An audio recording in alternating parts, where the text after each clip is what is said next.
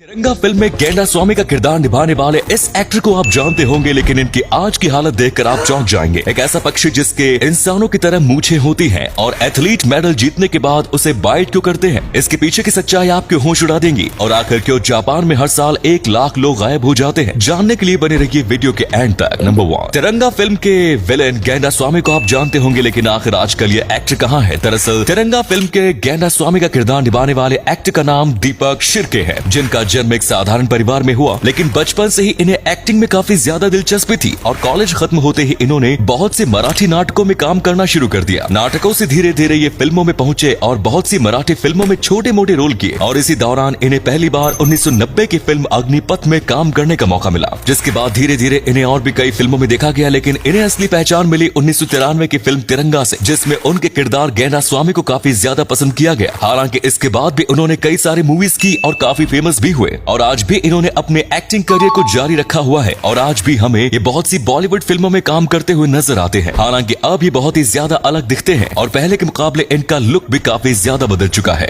Number 2, मिलिए मध्य प्रदेश के रहने वाले अरुण रायकवार से, जिनकी शक्तियां सुनकर आपके होश उड़ जाएंगे। दरअसल ये अपने शरीर में लोहे की किसी भी चीज को चिपका सकते हैं। एक हिसाब से आप इन्हें मैग्नेटिक मैन भी कह सकते हैं, जो अपने शरीर पर लोहे की चीजों को चिपका लेते हैं। इन्होंने अपने शरीर पर बहुत से चम्मच चिपका रखे हैं। इतना ही नहीं, ये अपने शरीर पर लोहे के कीले और भी बहुत सी लोहे की चीजें चिपकाने में माहिर हैं। दरअसल इन्हें बचपन से ही इस तरह की शक्ति मिली है, जिसकी वजह से ये अपने शरीर पर लोहे की चीजों को चिपका सकते हैं। वैज्ञानिकों की माने तो ये सब नेचुरल चीजें हैं और कभी कभी शरीर की गर्मी की वजह से ऐसा हो जाता है। हालांकि इनके अलावा भी दुनिया में बहुत से ऐसे लोग मौजूद हैं जिनके पास ये शक्ति है। नंबर 3, मूछों वाले इंसान तो आपने कई बार देखे होंगे, पर क्या आपने कभी किसी पक्षी की मूछें देखी है? सुनने में आपको थोड़ा वियर्ड लग रहा होगा, लेकिन 3-वेटल्ड बिलियर्ड नाम के इस पक्षी की मूछें होती हैं। इतना ही नहीं, इस पक्षी की आवाज बहुत ही ज्यादा मधुर और सुरीली होती है, जिसे सुनकर कोई भी हैरान रह जाए। लेकिन सबसे हैरानी की बात तो यह है कि इस पक्षी की मूछें होती हैं जो देखने में कुछ इस तरह की लगती हैं। इस पक्षी के पास ये कुदरत द्वारा दी गई मूछें हैं, जो इसके पास जन्म से ही होती हैं। बेहद खूबसूरत दिखने वाला ये पक्षी दुनिया के कई सारे देशों में पाया जाता है और पहली बार जो भी इसे देखता है वो हैरान रह जाता है और सोचने पर मजबूर हो जाता है कि आखिर इस पक्षी की मूछें कैसे हो सकती हैं। लेकिन ये सच्चाई है और इस पक्षी की मूछों की वजह से काफी ज्यादा फेमस भी है।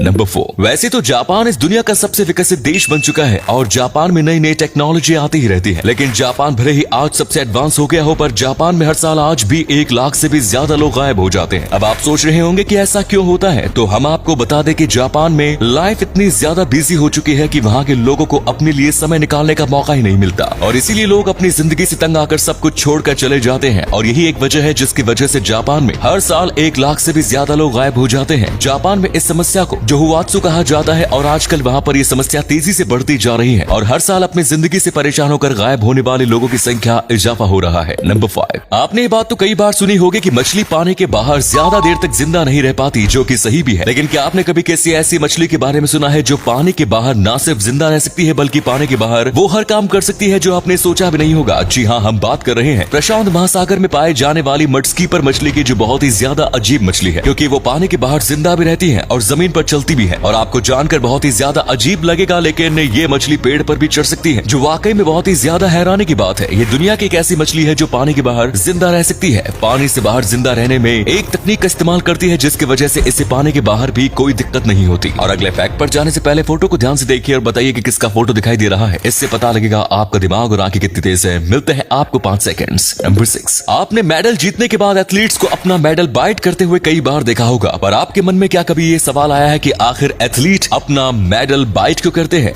अगर नहीं तो चलिए हम आपको बताते हैं। दरअसल एक गोल्ड मेडल का वजन 556 ग्राम होता है, जिसमें 550 ग्राम चांदी होती है और सिर्फ 6 ग्राम सोना ही होता है। यानी कि गोल्ड मेडल में सब चांदी हुई होती है सिवाय 6 ग्राम सोने की लेयर के। और पहले के जमाने में एथलीट अपने मेडल को बाइट करते थे ताकि वो पता कर सके कि उनका मेडल कितना ज्यादा प्योर है। लेकिन आजकल ये एक ट्रेडिशन बन चुका है और आजकल हर एक एथलीट मेडल जीतने के बाद उसे बाइट करता है, जिसे एक ट्रेडिशन की तरह लिया जाता है। लेकिन पुराने जमाने में ऐसा मेडल की प्योरिटी जानने के लिए किया जाता था, पर अब ऐसा बिल्कुल भी नहीं है और सिर्फ ऐसा एथलीट्स ट्रेडिशन की वजह से करते हैं। नंबर 7, आजकल ज्यादातर फिल्में कई भाषाओं में रिलीज होती है, जिसका सबसे बड़ा श्रेय जाता है डबिंग को। लेकिन क्या आपको पता है कि जब डबिंग सिस्टम नहीं हुआ करता था, तब मुगले आजम फिल्म 3 अलग अलग भाषाओं में रिलीज हुई थी। और आपको सुनकर शायद बहुत अजीब लगे, लेकिन डबिंग सिस्टम न होने की वजह से उस समय इस फिल्म के हर एक सीन को 3 बार शूट किया गया था, 3 अलग अलग भाषाओं में। मतलब उस समय एक्टर को एक ही सीन को 3 बार 3 अलग अलग भाषाओं में शूट करना पड़ता था, जो कि काफी दिक्कत सेहत का काम भी था, लेकिन काफी दिक्कतों के बाद भी इस पूरी फिल्म को इसी तरह शूट कर लिया गया और फिर इस फिल्म को 3 भाषाओं में रिलीज किया गया। ये इंडिया की पहली ऐसी फिल्म थी जिसे अलग अलग भाषाओं में रिलीज किया गया था। हालांकि बाद में जब डबिंग सिस्टम आ गया तो फिर फिल्में लगभग सभी भाषाओं में रिलीज होने लगी, जिसकी वजह से हिंदी भाषा ना जानने वाले लोगों को भी मूवी का मजा लेने का मौका मिला।